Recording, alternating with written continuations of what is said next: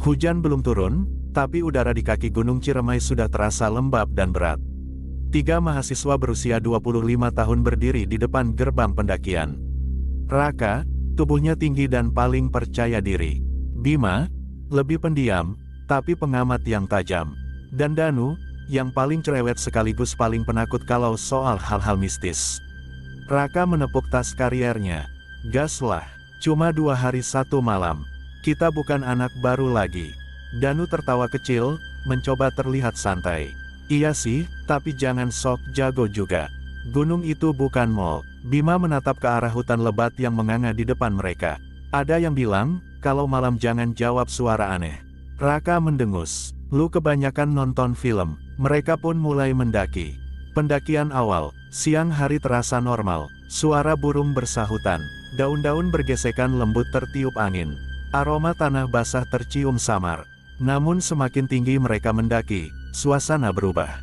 Hutan makin rapat, cahaya matahari tersaring dedaunan, menyisakan warna hijau gelap yang menekan.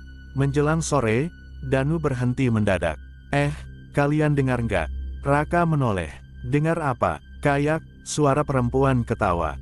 Mereka diam, hanya suara angin. Bima menggeleng pelan. Perasaan lu aja. Tapi saat mereka kembali melangkah, suara itu terdengar lagi. Tipis, melengking, seperti tertahan di antara pepohonan. Malam pertama, mereka mendirikan tenda di area datar dekat pohon besar yang menjulang tinggi. Akar-akarnya mencuat seperti jari-jari raksasa dari tanah. Langit mulai gelap, kabut turun perlahan, angin menjadi dingin. Raka menyalakan kompor kecil untuk memasak mie instan. Besok kita summit, terus turun. Simple, Bima menatap ke arah pohon besar itu. Di atas salah satu dahan, seperti ada sesuatu, putih, diam, rambutnya panjang terurai. Bima berkedip, kosong, dia menelan ludah. Hujan turun, sekitar pukul 10 malam, hujan turun deras.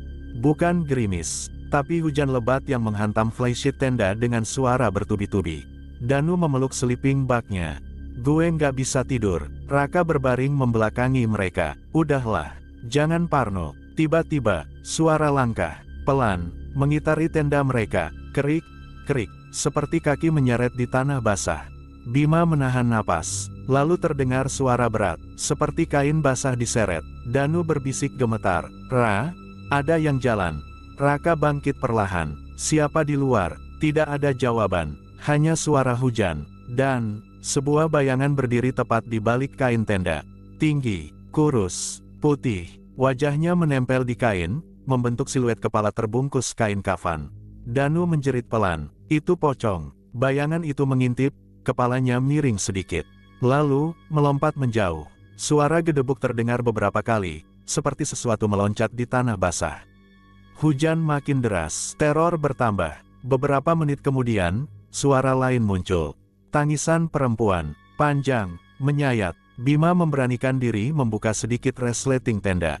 Di antara kilat petir, dia melihatnya. Seorang perempuan berpakaian putih duduk di atas pohon besar itu. Rambutnya panjang menjuntai menutupi wajah. Kakinya bergoyang pelan. Petir menyambar lagi. Perempuan itu sudah berdiri, tepat di bawah pohon, menghadap tenda mereka. Danu menangis pelan. Kita salah apa sih? Tiba-tiba suara tawa pecah. Tawa tinggi melengking yang menggema di seluruh hutan. Bersamaan dengan itu, suara binatang malam ikut meraung. Anjing hutan melolong, burung hantu berteriak, daun-daun bergetar keras diterpa angin. Raka yang tadinya paling berani, kini pucat. Besok pagi kita turun, nggak peduli summit atau enggak. Puncak teror, sekitar pukul 2 dini hari, suara langkah kembali mendekat. Kali ini lebih banyak, seperti ada beberapa makhluk berjalan mengitari tenda. Kerik, plok, sret, lalu sesuatu mencakar bagian luar tenda. Danu memejamkan mata rapat-rapat. Bima berbisik lirih. Jangan buka, jangan jawab apapun. Tiba-tiba terdengar suara Raka. Bim, dan, keluar bentar. Bima membeku. Raka ada di dalam tenda. Duduk tepat di depannya. Suara itu terdengar lagi, kali ini dari belakang tenda. Bim, dan, tolong. Suara Raka, persis. Danu hampir menjawab, tapi Bima menutup mulutnya cepat.